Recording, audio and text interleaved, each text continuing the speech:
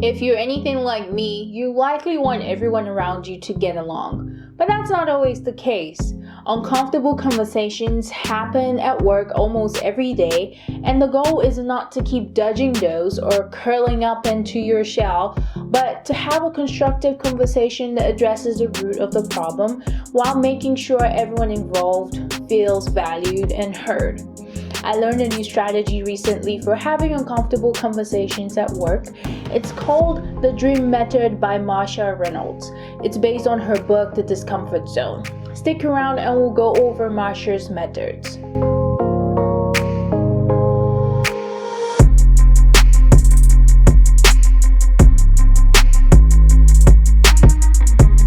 Before we dive into the dream technique, there are some preliminary steps. Marcia's discomfort zone conversation encourages people to adopt a new perspective, leading them to imagine new solutions to old problems. It works by triggering negative emotions, ultimately forcing people to think more clearly. For instance, a colleague might feel angry about your performance at work.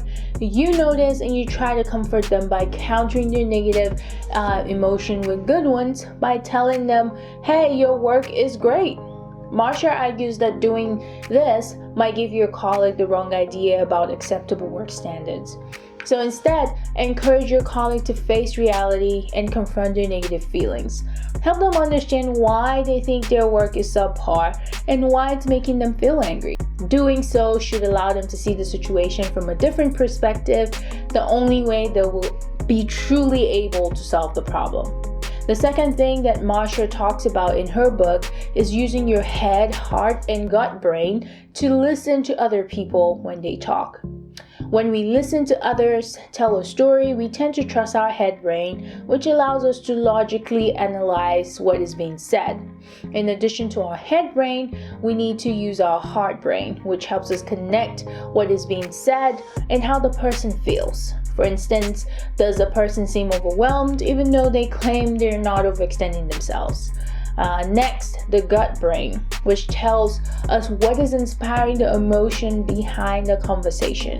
Once you have gathered all three data points, you're almost ready to have the discomfort zone conversation. The third thing, to be fully ready, it's important to create a safety bubble. This happens way before the conversation even takes place. You need to limit the distractions around you so the other person is the sole focus of the conversation, and try to establish an environment of trust, one which allows the other person to willingly listen to your criticism and work to make a change. So now to Marcia's dream method. First things first, determine the goal of the conversation. You can achieve this by asking the other person questions like, what will be easier for them to do once you both have talked about the problem? Second, reflect on the past to understand why the goal hasn't already been achieved. This allows you to get a better understanding of what the other person might be feeling and thinking about the problem. An example that Marcia gave is of a manager that can't decide if to let an employee go. At first, the problem might not make sense, but while reflecting on the past, you might get a better insight into whatever emotions and reasonings are affecting this decision. Maybe the employee in question performed really well in the past, and that's why the manager is reluctant to let them go. It's important to summarize what you've heard after reflecting. This lets the other person know that they have been heard. Third, explore the blind spot to change the other person's perspective. Now that you have a better understanding of the entire story, try to identify the assumptions and biases guiding the thought process. The idea is to draw out the biases that prevent the other person from finding a solution to the problem at hand. The example Marcia gave is of a small business owner who decides to sell his company. However, when it came time to sell, He kept dragging his feet by finding other problems that needs to be solved before actually selling the business. The goal would be to ask questions that would help draw out assumptions. For example, what would make them feel better selling the company or not selling the company? By asking questions, you have uncovered the internal conflict going on in the other person that they might not even be aware of. Now, that's a really cool way to help someone come to a decision without flat out telling them what to do. Fourth, direct the other person to acknowledge what they've learned with a question like, what do you think is the most important part of the conversation? This will demonstrate that you both are on the same page on the decision in order to move forward.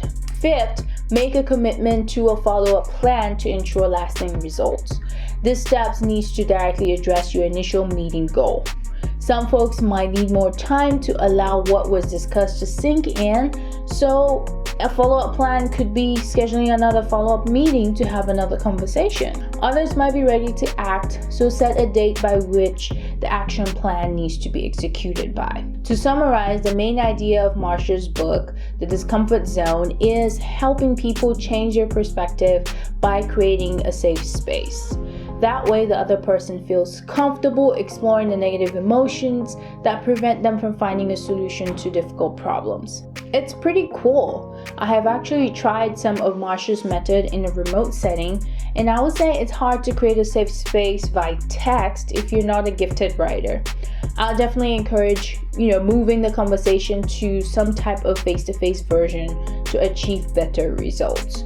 That way you can talk and feel the other person's emotion, and the person will know that you're fully present for the conversation as well. So that's it. Let me know how you handle difficult conversations at work, and if you have tried some version of the dream technique and how it turned out for you in the comments below.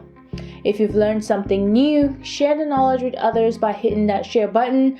If you're interested in more content like this, let me know by giving this video a thumbs up and joining the channel by subscribing and tapping on the notification bell so you know when I upload a new video. See you in the next one.